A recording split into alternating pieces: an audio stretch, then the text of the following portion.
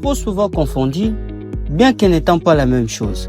Aujourd'hui, je vais vous aider à établir la différence entre une sténose et une insuffisance valvulaire. Avant d'expliquer ces pathologies valvulaires, comprenons c'est quoi une valve. Une valve, c'est une structure qui agit comme une porte permettant au liquide de passer dans un sens et empêchant le reflux. Et dans le cœur, nous en avons 4 principaux. La valve tricuspidienne, la valve mitrale, le sigmoïde aortique et sigmoïde pulmonaire. Pour vous expliquer une sténose et une insuffisance valvulaire, nous ne pouvons prendre toutes les valves à la fois. Alors nous allons prendre une seule valve et les explications que nous allons vous donner, vous pouvez l'appliquer pour toutes les autres valves. Prenons la valve mitrale qui sépare l'oreillette gauche du ventricule gauche. Nous savons tous que lors de la diastole, le sang doit quitter l'oreillette gauche pour remplir le ventricule gauche. Et imaginons que pour que ce sang puisse faire ses mouvements, la valve mitrale doit s'ouvrir à 2 cm normalement. Mais pour une raison ou pour une autre, la valve mitrale s'ouvre à 1 cm au lieu de 2. C'est ça qu'on appelle une sténose. Une sténose, c'est un défaut d'ouverture. Mais dans notre deuxième cas, la valve mitrale s'est bien ouverte lors de la diastole. Le ventricule gauche s'est rempli et maintenant nous sommes arrivés lors de la systole.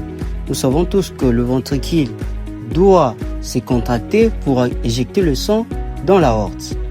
Pour une raison ou pour une autre, la valve mitrale se ferme, mais pas complètement. Il laisse une petite ouverture, alors qu'il devait être fermé complètement. C'est ça qu'on appelle une insuffisance. Nous sommes tous d'accord qu'une sténose, c'est un défaut d'ouverture, alors qu'une insuffisance, c'est un défaut de fermeture. Essayons maintenant de voir leurs conséquences. Commençons par une insuffisance. En cas d'une insuffisance mitrale, par exemple, lorsque le cœur gauche ou le ventricule gauche va vouloir pomper le sang dans l'aorte, une partie du sang va revenir au niveau de l'oreillette gauche parce que la valve ne s'est pas bien fermée. Et lors de la prochaine diastole, si par exemple l'oreillette gauche devait contenir 100 ml de sang, ajouté par exemple à 10 ml de sang qui est revenu parce que la valve ne s'était pas bien fermée, cela fait 110 ml de sang que l'oreillette gauche doit contenir à la place de 100. Qu'est-ce qu'il va faire? Pour créer de l'espace, il va faire une dilatation. C'est la première conséquence d'une insuffisance. Et la dilatation va entraîner une baisse de l'efficacité de contraction. Cette baisse de l'efficacité de contraction fera en sorte que d'autres sangs vont rester là sans partir, ce qu'on appelle une stase sanguine. Cette stase sanguine va